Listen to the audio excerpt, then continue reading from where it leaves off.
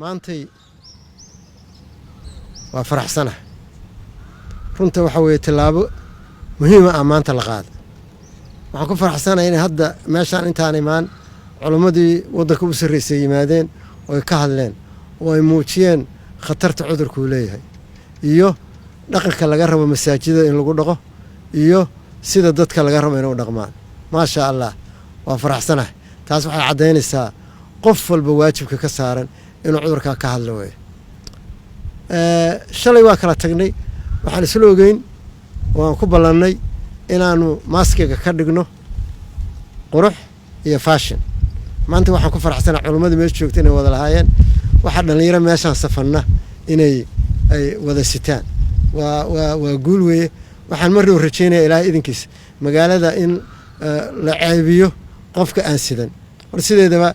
in awaamirta iyo talooyinka caafimaadka ee ku saabsan xakamaynta cudurrada faafa la fahmo waa reer magaalnimo calaamadeedu wey waa calaamad reer magaalnimo waa calaamad mutacalinimo waa calaamad culumo waa calaamad caaqil waa calaamad qof kastoo mas-uula hadda marka below intaysa kuu soo dhoweyn ayaa layska moosaa hadday marku soo dhex gasho ma ogid meelay kaa asiibi doonto qodobkaasi waa qodobkaas weeye waxaan ku celinayaa marka la hadlayaa dhallinyarada waad arkayseen wasiiradda caafimaadka meeshaan ka tagtay 74% dadka baaritaanka loo sameeyey waa dhallinyaro u dhaxaysa 19 jir ilaa iyo 39 jir waa cududii sidaan maalin dhaweyd sheegay waa cududii waa mustaqbalkii qaranka waa madaxweynihii mustaqbalka waa wasaarihii mustaqbalka waa wasiiradii mustaqbalka waa macallimiintii mustaqbalka waa saraakiishii mustaqbalka waa mustaqbal dhalinyaro mustaqbal isugaysa dhaxalka maanta marka aan idin reebina anaga waxay tahay inaan wacyigelin xoog leh idinka siino si ay naftiinuna u badbaado waalidiintiinina oo ahaa kuwa ayagu qarankan soo dhisay ay u badbaadaan marna waxaa la bilaabi doonaa ololahaas wuxuu la socdaa wacyigelinta tirada badan leh aan wadno waxaan walaalayaal idinka rajaynayaa dhigihiina furtaan waxaan idinka rajaynayaa baabuurka aan bareegga lahayn in bareeg loo yeelo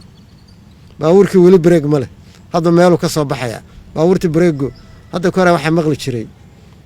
ixaas baa inta soo baxa bishii hal maruu soo baxaa markaasaa neef loo qalaa dadkii degmada inta shiray waxay yidhaahdeen war ninkaanaa maalin kasta wax siinayno maandilno waa la dilay markuu dilo 100 soo baxday oo mid walba hal neefoo ariya rabo hadda yaana saas isgaarsiin walaalayaal waxay tahay oo runtu tahay haddii baabuur bareeg aan lahayn meel walba ka soo baxo hadda waa arkayseen South West laga sheegay maanta awal Jubbaland uu galay Somaliland uu galay Puntland uu galay Galmudug uu galay Hirshabeelle uu galay shabeellada Hirshabeelle waa ku jira banaadirna waa madaxii asaga waa baabuurka wadaba reer banaadir marka reer banaadir waxaan maleynayaa inay maantay ay olole xoog la samayn doonaan iyadoo madax iyo shacab la iskaashanayo culimo iyo dhakhaatiir aabiyo hooyo dhalinyaro oo hooyooyin ururada bulshada ganacsatada qofka aragti sheega waxaan ka tagay ga raali ahaadeen dhammaanteen inaan gacanta inta isqabsano cudurka hakino oo joojino baabuurkii dhagxaan waaweyn asla lagu waaweyn soo yeelanayaa dhagxaanta xataa loo dhigdhigay waa ka boodahaya maanta qaar waa u googoynaya marka inaan dhagxaan waaweyn dhigno oo aan u samaysano way waxaan warkayga ku soo gunaadanayaa waxay tahay maasku waa qurux waana fashion